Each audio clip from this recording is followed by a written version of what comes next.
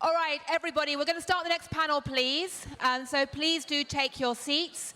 And I should say, first of all, on behalf of myself, Gillian Tett, good morning, dobro ranku to everyone. And I'm delighted to have a chance to be interviewing the Speaker of the Ukrainian Parliament, Dmitry Alexandrovich Razumkov, next, about the domestic environment of Ukraine. It's a very good complement to the last session where we were talking about the external international environment around Ukraine. So I should start off by saying that Mr. Razumkov today is joining us remotely because, as you will have all noticed, this year the organizers of the meeting have imposed tough COVID restrictions and COVID testing. If any of you are wondering whether or not that worked, the answer is they do, because when Mr. Razumkov was tested, unfortunately he was found to have COVID, and so as a result is joining us remotely from home. So good morning, Mr. Razumkov. It's wonderful to have you with us today, even remotely. And thank you for taking some time to share with us your thoughts. I should start by saying, how are you feeling? Are you feeling sick, or are you okay? And I'd also ask, can everyone who's not going to be listening to this session, please, if you're having a conversation, please go outside so that we can pay proper attention to this very important discussion. Good morning, Dmitry Alexandrovich. Can you hear me? Добрий ранок. Good morning. Yes, I can hear you. Well, unfortunately, I have to do this remotely. I wish I were able to personally attend the conference, but I would like to thank the organizers. We know from experience, no vaccines, antibodies give you 100% protection against contracting the virus. And without even realizing it, without even feeling it, I'm actually feeling okay, but we know what the result is. I would like to thank you for keeping me safe and also protecting everyone in attendance from coronavirus. It is really important to really stay on alert that COVID is with us. It's not something that we can afford to treat as an afterthought. We all got to be very responsible, because our mistakes will be paid for very dearly. I would like to wish everyone every success and health, and weather the tide and surmount all the challenges that the pandemic world is now throwing at us. Well, thank you very much indeed. Now, the title of this session today is Rule of Law in Ukraine. Is it getting worse or better? And of course, Ukraine has just celebrated a 30-year anniversary of its experience as a nation. And I'm curious to ask you, when you look back over the last 30 years, how do you evaluate the movement towards democracy and the state of the current rule of law at the moment?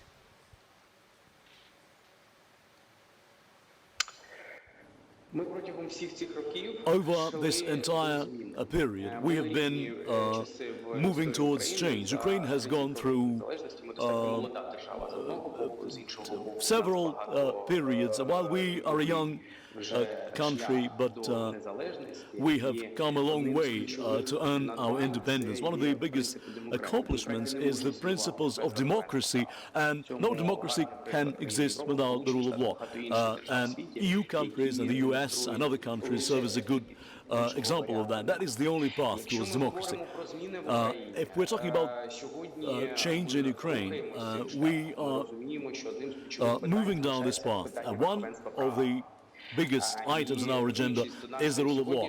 And while preparing for this morning's discussion, this is something that I recall early in our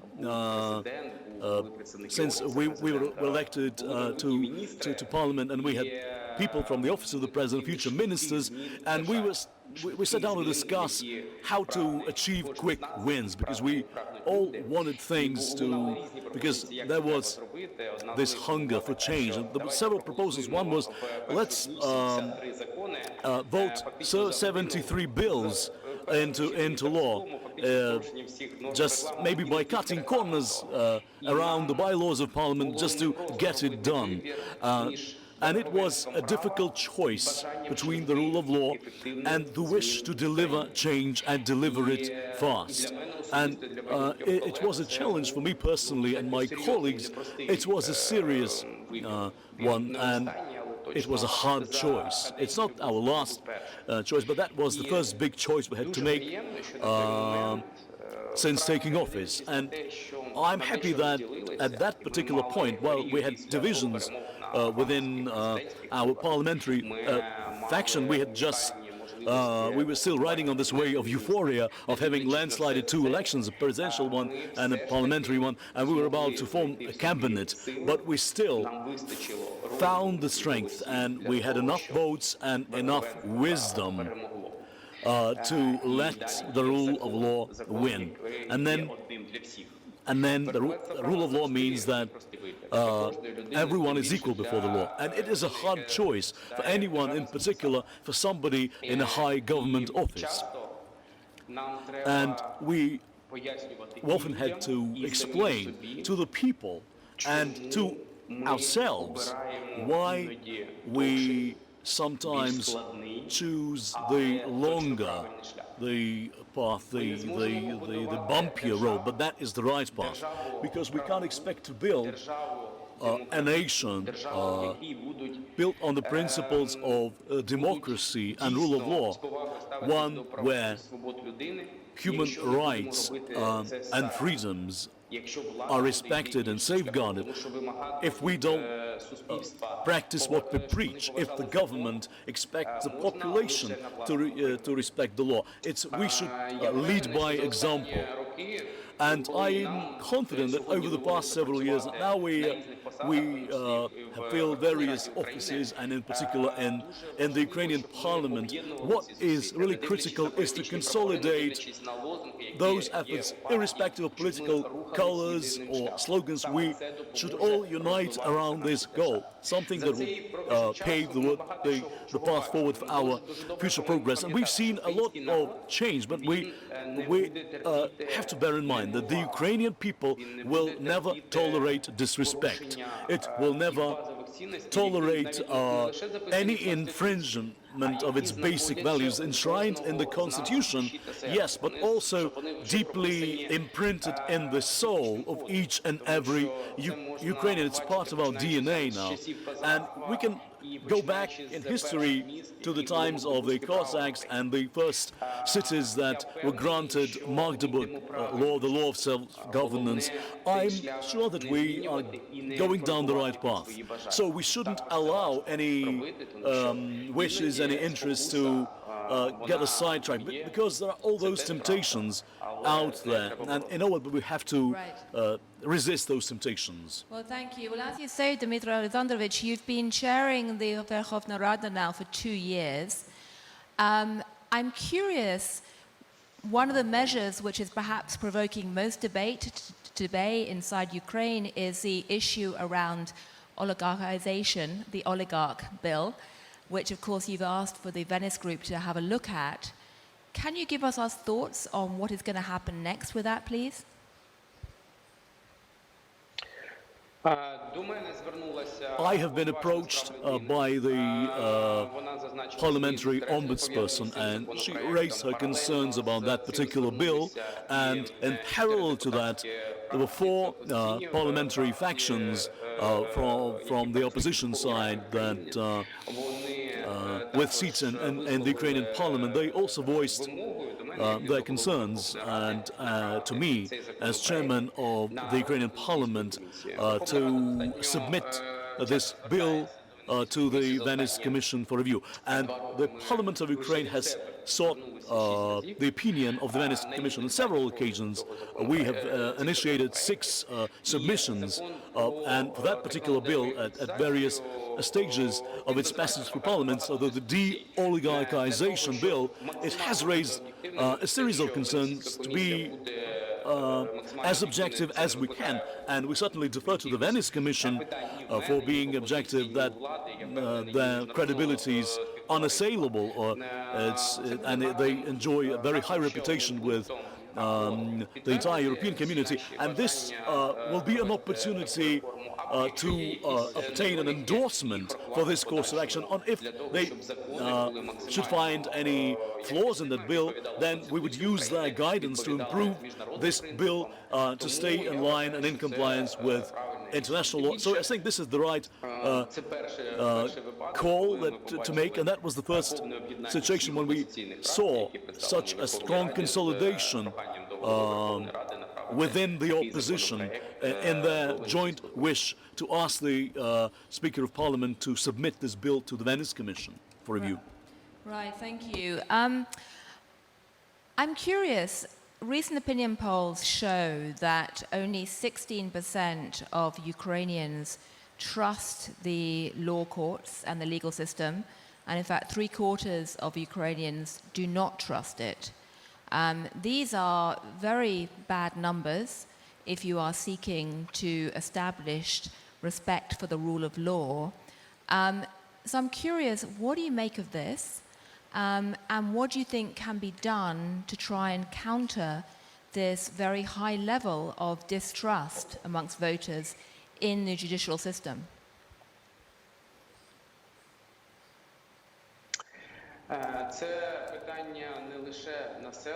Well, it's not only a matter of lack of public trust. I've heard this from my colleagues, from our international partners, and I very keenly appreciate this myself. I do not try and,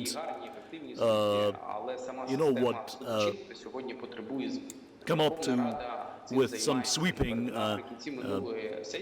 assessments. It's because there are certainly bad apples in that barrel too. But we've been working on this. We have voted 2 bills into law that are bound to launch a judicial reform.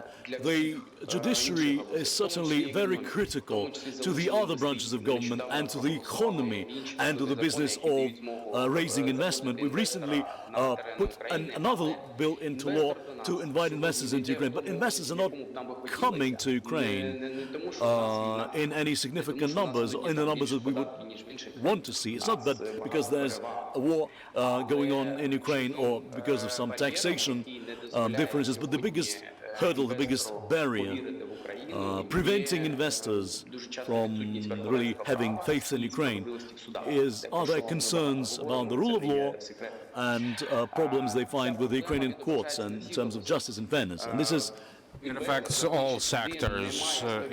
An investor coming to Ukraine is ensure that tomorrow he'll enjoy the same rights and conditions without them being affected by corruption, as he would expect in Europe and the States and other rule of law nations. So by following this reform, I hope we'll be able to reduce the 3/4 you mentioned and convince the people that the judiciary are here for the Ukrainian nation and act in their interest. Of course, they take time, there'll be some lag.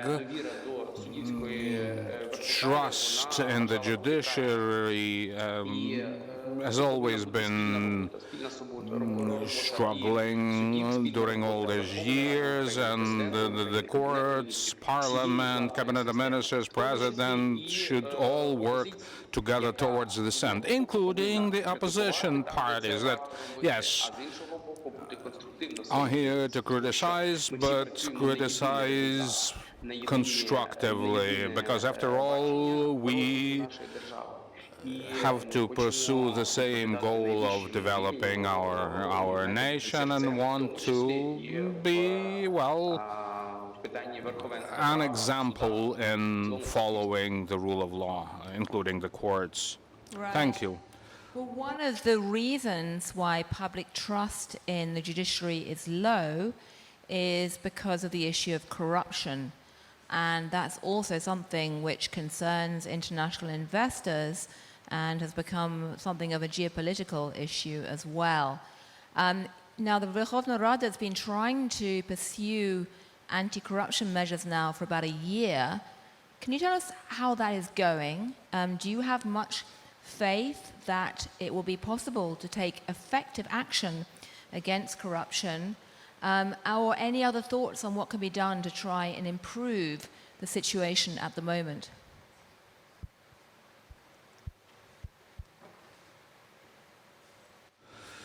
Well, the Parliament, thank you for the question. During this convocation, the Parliament has already scored some success. We restored illicit enrichment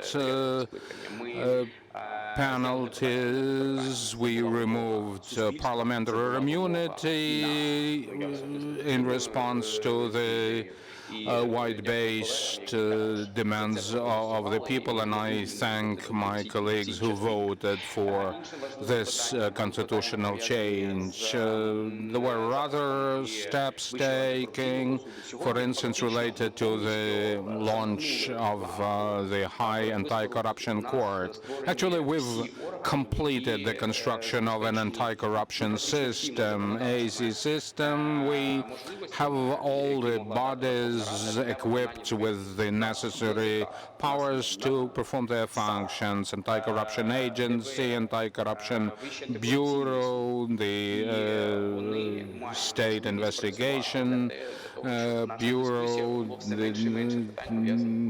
so they can serve the purpose of reducing corruption in the state. You may recall last year's situation when, after the decision of the Constitutional Court of Ukraine, certain issues related to anti-corruption effort were were jeopardized. Many criticized us back then, but we had to act and act quickly, which we did. We returned e-declarations and, well, next year, that is to say this year, we made relevant sanctions even harsher.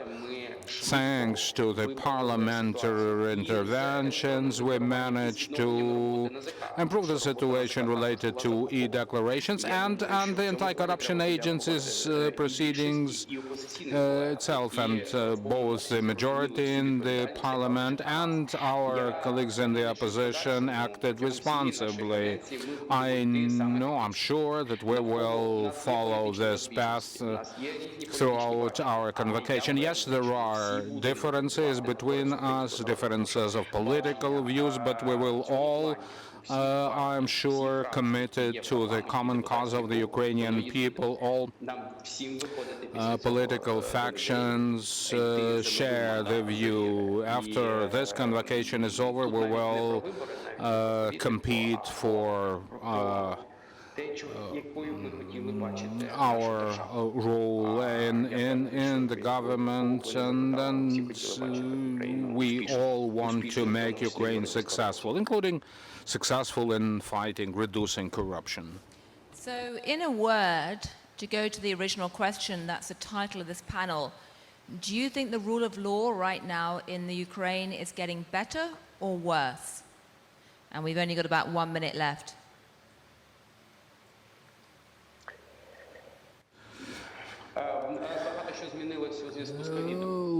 A lot of things have been affected by COVID, including human rights. This is true, and we should act in order not to ever cross the red lines enshrined in the Constitution of Ukraine, including human rights provisions of the Constitution. But as far as I am concerned, and the Parliament generally would act to make sure that human rights are never violated, I can assure you and all the colleagues who are offline and online with us today. Well, thank you very much indeed, Speaker Razumkov. Дякую вам.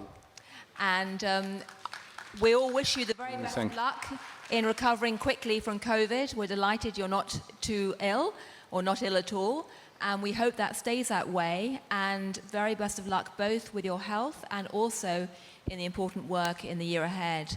with the Parliament. So thank you very much indeed from all of us. Thank you. Спасибо. Дякую вам. Thank you. Thank you for this discussion, and I would also like to wish every luck in this conference.